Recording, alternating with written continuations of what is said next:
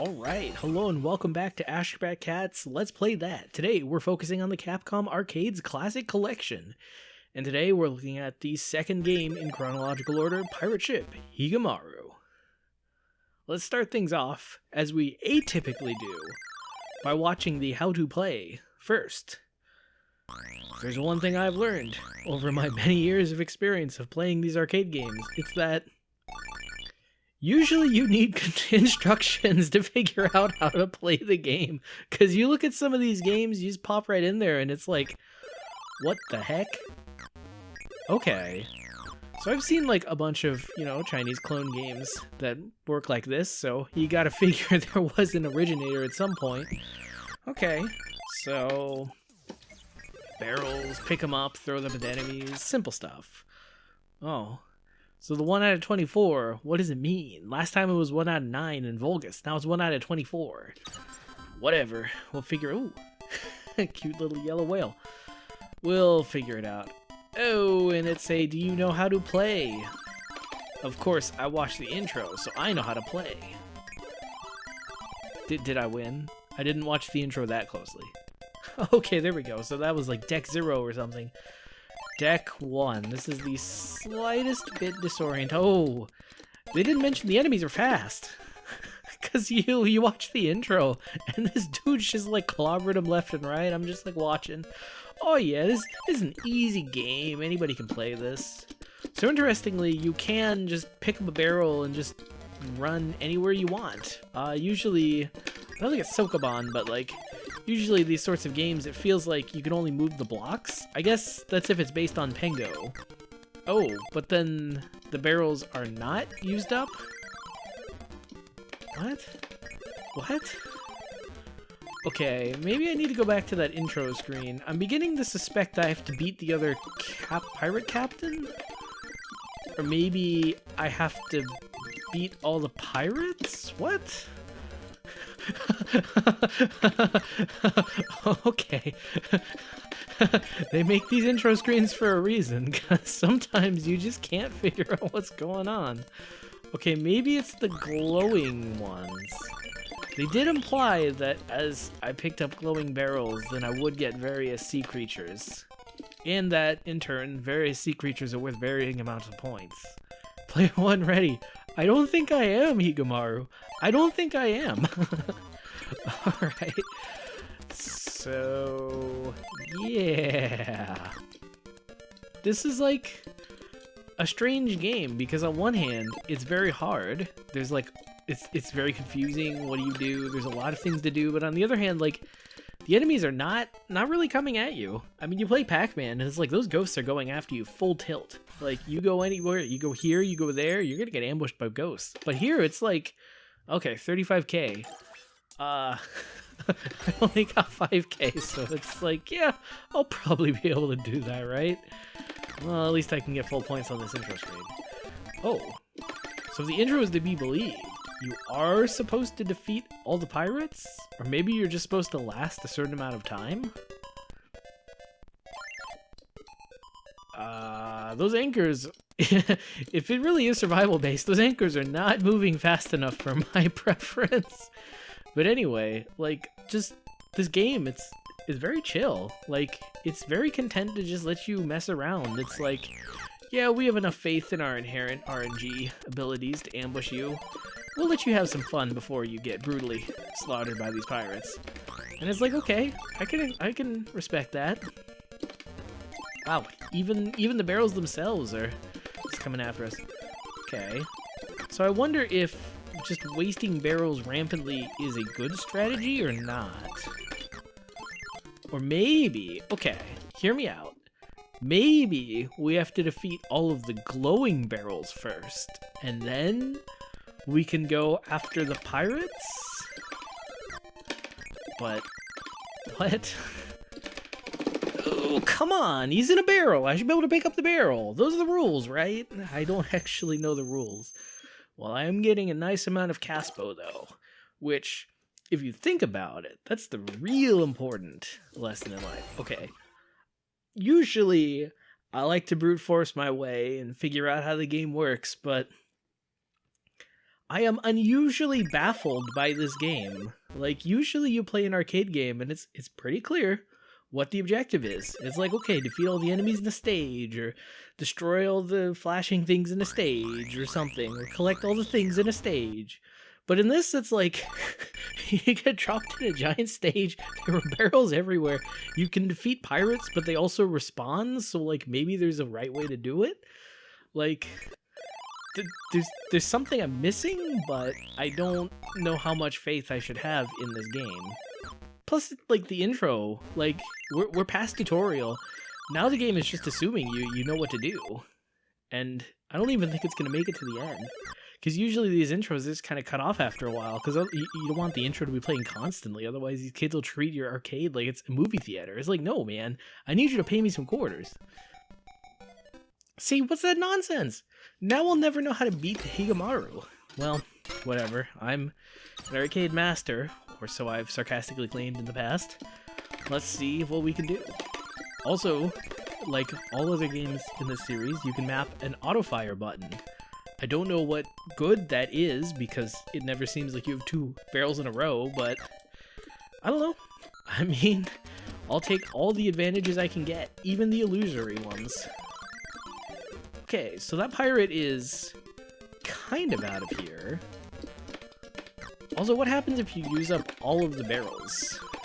Is there some sort of, like, you're a dingus award for using up all the barrels? Me and my ability to make 180-degree turns. Okay.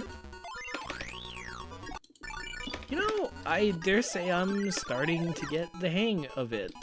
Maybe? Maybe the objective is to destroy all the barrels. Or maybe it's just to collect all the fish. Oh, as I destroy pirates, the anchors move. I feel like I'm a detective just kind of piecing this together. It's like, oh, wait, the knife in the bedroom. That means it was actually Professor Plum. Well, I'd like to say I made it to level 2 by the grace of my natural ability to understand a video game, but I still don't entirely understand the video game. I mean, I'm pretty much right where I started, throw the barrels at the pirates. And it's like, okay, yeah, I can dig it. This is so weird. Oh my gosh, that's nonsense. It's just such a short throw.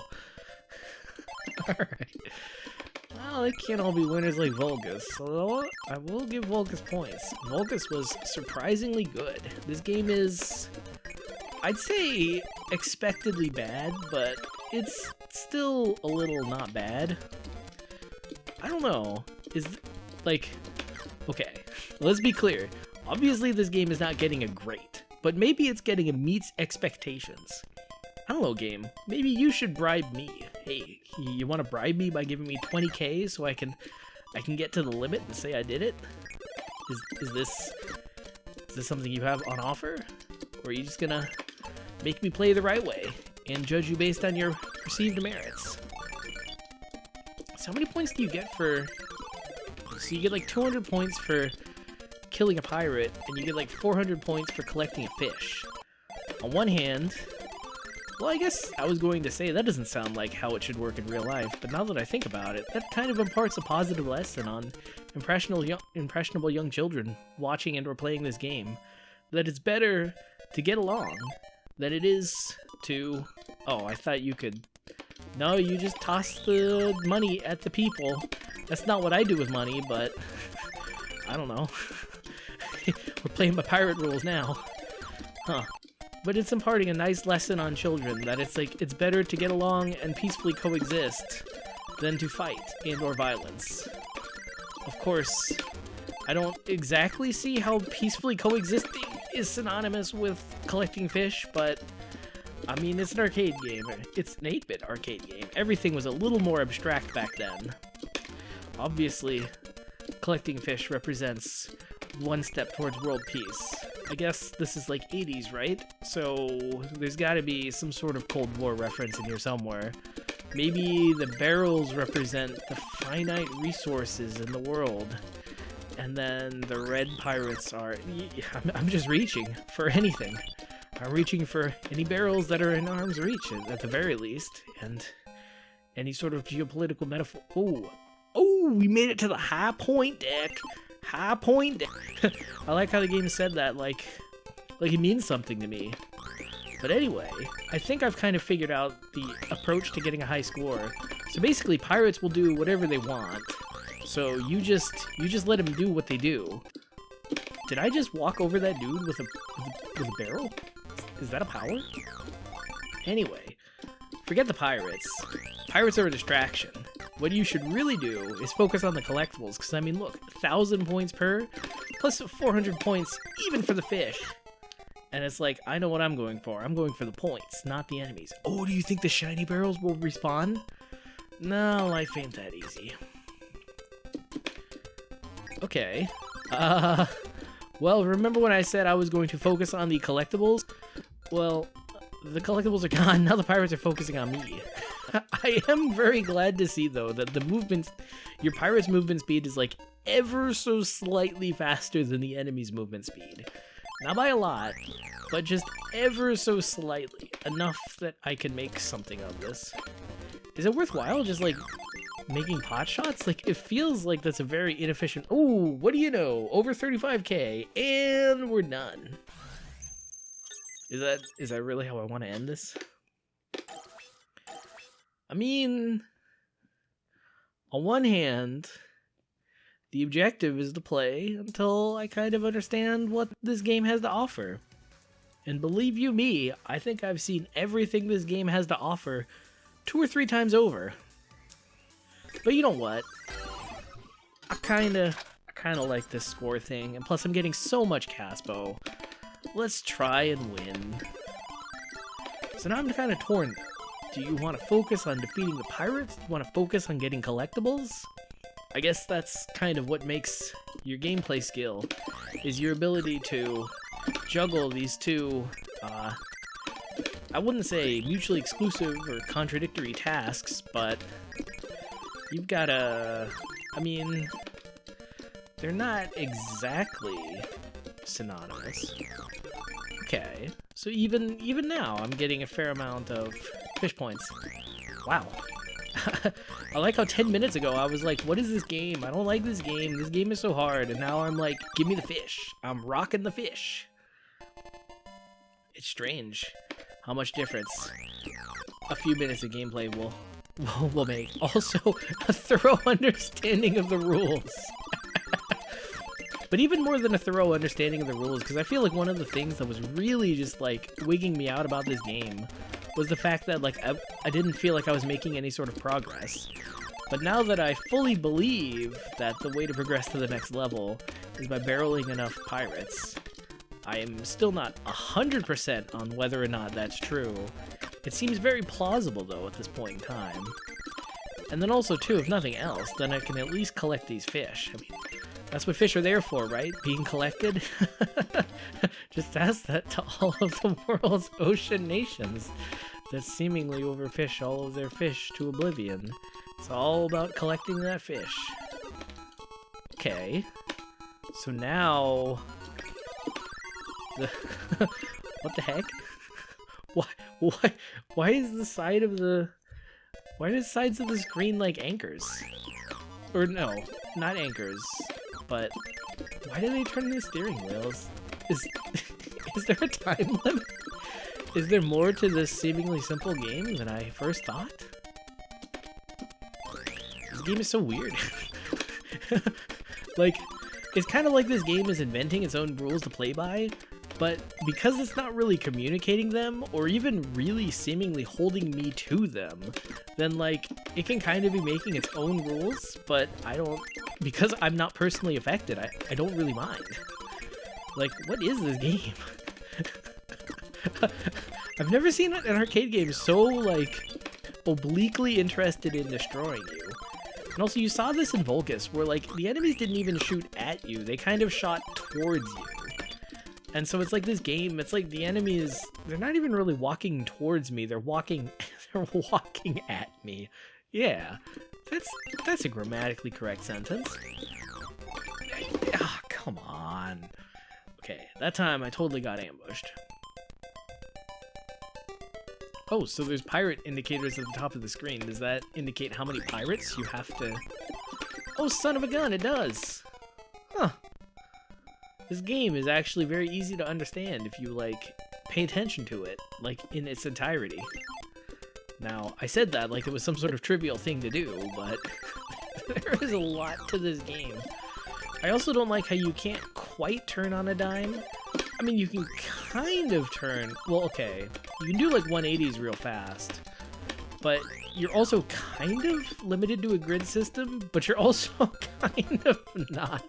This game is very ambivalent about a lot of things. What is this game? I don't... This game is just... Why play this game? Why does this game exist? like a lot of games, it's like, it's a hard game, so it's like you gotta do well and prove yourself or something, but it's like, is this game hard? Is this game easy? This game just, it's kind of everything and yet nothing. This game is just life. Like, haven't we all been on the pirate ship of life, just throwing around barrels, just scraping around, looking for that one piece of fish, but ultimately settling for a sword that's worth 5 times the points, but then sometimes settling for the inferior fish that's only worth 400 points?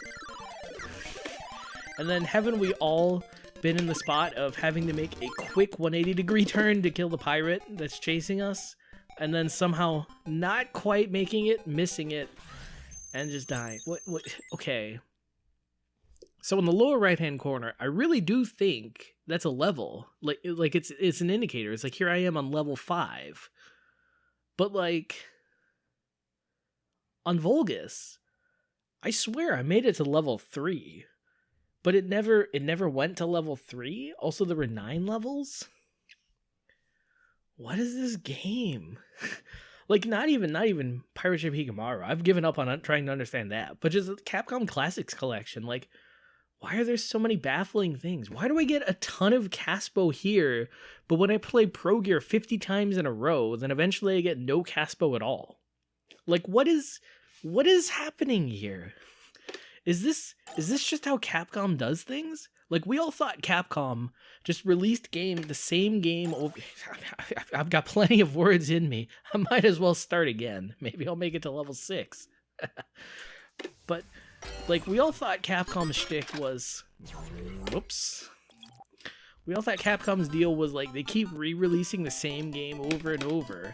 But maybe the real thing was releasing the games with just baffling features that, I don't know, just don't even really impact the gameplay experience in a significant, consistent way. Like, it affects the gameplay experience. But, like, I can't really say whether it makes it good or bad. It just is. Like, why would you indicate what level you're on? Is that to incite you? Because it's like, okay, all you gotta do is make it through 25 more levels, kid, and then you can get the achievement that says you beat a game in its entirety. And it's like, well, I am, of course, interested in those internet cool boy points. But at the same time, it seems kind of difficult. I mean, on one hand, like, yeah, you play an arcade game, and it's kind of ambivalent about, like, how many levels there will be, how hard it's going to be, and so on, but this game just seems like, I don't know. I feel like just telling you is almost takes away the fun. Wait, so are the anchors a time limit? Or are they just, like, visual flair? Am I, like, totally screwed now that I am down a life? Or can I still pull through? Is it better to just rampantly waste barrels, or should I, like, actually aim? Well, I was going to ask, can you run over somebody with a barrel just by walking into them? But the answer to that is a very emphatic no, not at all. Why would you think it works that way? Fair. Why don't the flashing barrels flash all the time? Is this game hard or easy? I really don't know. Did this game come before or after Pac-Man? Well, that one I can answer. Because Pac-Man was 70s, this game is 80s. That's right, 80s. This is refined gameplay design. It takes a decade's worth of video game refinement to get to this point of ambivalent gameplay, where frankly your enemies don't seem to care about defeating you. I mean, I'm kidding, but sometimes, in joking, you accidentally hit upon the truth. Also, another inconvenient truth, I don't think I'm going to beat the game.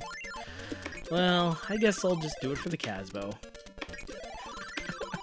This is like the most Capcom game ever, not Higemaru. This game is whatever, but like the Capcom Classics collection.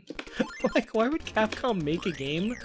Well, okay, it makes sense that Capcom would make a legacy collection that, well, one, they can sell all the games and monetize their IP. That totally makes sense. But why would you make the point of the game, like, playing the game and earning money? Like, is Capcom so on that money grind that, like, that's all they think about? They're like, what do our players want out of games? Well, I can tell you what we want out of our games, for them to make a lot of money. Oh, I know. Let's introduce a currency to our legacy collection, and let's have the players earn that currency. They will love it, because they love earning money, just like we do, right? We're not out of touch, you're out of touch. Is that really the thought process here? Because, I mean, they're not entirely wrong. I wish they were more wrong than they are, but I mean, I'm not going to say I like earning money, but I do like earning that meaningless currency. It is strange how, even though the currency is ostensibly meaningless, I have somehow been able to, like, give it its own meaning. Like, what does Caspo mean to me? I don't know, but I want more of it. Wait, do I want Caspo because it actually means something to me, or do I want Caspo just because I know that's what's expected of me as a player, to earn all the Caspo in the world? Rank up, even though ranks give you essentially nothing. I mean, yeah, in theory you earn more frames, but once you earn the Cal frame and this frame, you don't really need anything. And to be frank, you start with this frame and the Cal frame. So, like, what even is left in life in this game? You already unlocked all the games. I guess, funnily enough, you earn all the games by paying them real-life money. Well, that's how you earn the high score with Capcom, is give them all your money. I feel like I went into this game a little confused, and now I'm leaving this game a lot confused. Like, what does any of this mean to me? How do I contextualize all of this? Are there really such dangerous things in all of these things that I just took for granted as a kid? It's like, play the games, earn the currency. But why? Why play the game? Why earn the currency? Don't ask questions, just earn more money. Seems like a motto I can live by, as I run my video game channel that's not even monetized. I mean, to be clear, you need more views and you need more subs than I currently have, unless, I don't know, you're watching this and I have 1 million subs, in which case, hey, welcome to the bright, shiny future. But you need more subs than I currently have to monetize it. But even if you could, nah, I still wouldn't. I'm not about that hassle. Whoa. So I guess I took too long, and now I'm being... Oh, I get another life? What? I totally thought I would be free from this Sisyphean existence, but nope. It just... In my fevered hurriedness, I earned a new life, which means I could spend more time in a fevered frenzy, trying to earn all the points. I mean currency, I mean gameplay, I mean game time, I mean statistics, I mean, I don't know, monster cores. It just all kind of starts to blur together. Sadly, I have not yet started playing Monster Hunter. I did receive my copy, but I have not, gotten around to opening it and playing it. It just seems like such an investment, and here I am just playing this like quick little arcade game. But the thing about the arcade game is, it's quick, it's fast, it's a 5-minute learning curve, if you're smart and lucky. So it really is a level. I swear, Vulgus, it just kept ticking up. But I guess sometimes if you don't know what to look for, you just see fake, illusory things. Am I winning? Am I losing? I mean, obviously I'm winning, because I have more points than I did before. Although it is weird how Capcom, like the Arcade Classics collection, it doesn't like save your score the normal way. I mean, it obviously saves your score because it's submitting it online and all that. But like, oh, well that was a no-win situation. But like, it doesn't save your score in the top score thing, which is a very strange way of doing things if you think about it. But I've noticed with this Classics collection, you just don't think about it. You just do it. You exist it. Like, it exists, you exist. Why don't you combine your existences and just do it? I'm at that point of my commentary where I'm not even talking about the game. Frankly, I don't even think I need a game to continue talking. So you know what? Let's take this. Let's see. Yeah, cow. Yes, I want to apply these changes. I just want to show off the cow. It's kind of funny. Look, there's a little cow in the lower right-hand corner. Why would Capcom include this as one of their frames? I mean, it's not like cows are their thing. It's not like they're Cowcom. But like, here they are with this cow frame, and you don't even have to unlock it. You just get it right from the beginning. Why do I not use it, you might ask? Because it's not classy like the other logo. I don't understand what it means, but it's classy. I think it's just the side art for their version of the Astro City. So like, it doesn't really matter. Oh, but I know what it's called because I've been playing this collection. You go to display settings. It's called an Impress. Check it out. Oh, well, I mean, you can see the Impress. Yeah, see? Oh, wait, mini cute? Yeah, see, it's called an Impress. Oh, yeah. You know what? I'm bored. Let's show this off. So, okay. Check. You know what? Let's actually play around with this. Sometimes you gotta make your own fun, and boy oh boy do I make my own fun sometimes. Okay, so this is great. You can set it up as like you're watching the cabinet from an angle. This is by far the least practical thing I've ever seen. That's not entirely true, at least it's cool. I've seen some impractical things in life that it's like they weren't even cool, and if it's not even cool but impractical, why even do it? Now, I'll be honest, there was a point in time when I saw a RetroArch filter that basically did this, except it had like a computer monitor, because I don't know, the guy who made it liked those better. But it's like, yeah, in full disclosure, I did at one point in time want to set up like an arcade thing like this. Not an arcade thing, but like a back screen overlay like this. So instead of that scrolling overlay that, like, I don't know, makes 1 in 10 people who watch it sick. Sorry about that, guys. But it is pretty cool, you have to admit that.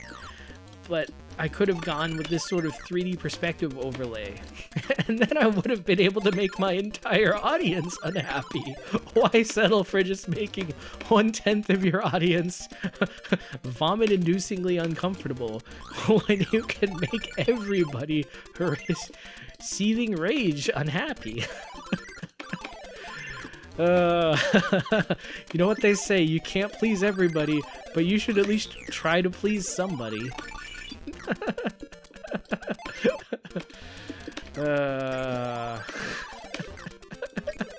Pirates are just flying all over the place. I don't know what I'm doing. I'm watching the game at a crazy angle. I'm just collecting points. I mean, given my earlier existential rant, like, I've started just ignoring points. Like, what do points even mean to me? Why am I going for points? I'm not going for points. At this point in time, I'm just going for self-amusement. And I gotta be honest, there's not a lot more things in life more amusing than just playing in this upright cabinet. This is the dumbest thing I've ever heard. Oh my gosh. Oh yeah, arcade skills master. Oh my gosh, I reject your everything. Who needs points? I don't need points. I just need this impress thing. You know what? Maybe this is Stockholm Syndrome talking, but I actually like this more and more. I mean, I guess it helps that I'm watching this on a giant old TV. If you're watching this on, like, I don't know, your tiny phone that, like, can't even do 720p. Hopefully none of you guys have phones like that. But, I mean, I own some phones like that. I know they exist. I know at least some of you guys have to have poor 480p only phones. That's right, your phone's got that awkward resolution between 480p and 720p, where, like, YouTube won't even let you do 720p, but 480p still looks blurry. I mean, 480p is always going to look blurry, but at the very least, you can watch a 480p signal on a 480p screen. I know I was saying something. Well, anyway. Ah, jeez. Over already. But anyway, the trick is to have a giant screen so this effect looks, like, decent. Oh, you're not going to give me bonus points for playing in crazy mode? Okay, let's go back to display settings and just set it back to normal so I can start the next game and you... Oh, what is it? Mini Cute. That's interesting because this is Mini Cute, but if you look at this Mini Cute, let's go blue. I like this Mini Cute, and I'll save these settings. We won't go with them for long, but we'll save them. Oh, cool. You can see the little quarter. But, like, okay, so this setting is Mini Cute, but, like, where's my Mini Cute sidelines? I like the Mini Cute sidelines. Oof. This is somehow worse than the other one. Anyway, let's, return everything back to normal. Oh. Now, this one is pretty classy, too. Package. No. This is fine for a title screen, but this is not fine for an arcade. Impress. It does impress me. Sadly, these are the only normal ones. And then you've got these varying uprights, but I mean, each one is wackier than the last. What's the one I like? I think it's Mini Cute. Let's set it back to Mini Cute, reset my settings, and let's just pretend like none of this ever happened. None of you ever saw this. Well, no, it'll be great because, like, you'll have the next episode start, and anybody who watches the third episode, but not the second episode, will not know about this, like, I'd say it's gradual, but maybe it was a quick descent into madness. As I played this game, pondered the meaning of life, beat the high score, pondered life a little more, and then I got lost in the game, in life, in everything. Usually this is where I end the game on a high note and say, oh, but I got found, but I don't know, man. If you guys know the meaning of life, I want you to post it in the comments. Like and subscribe. And on that note, this cat's got a scat.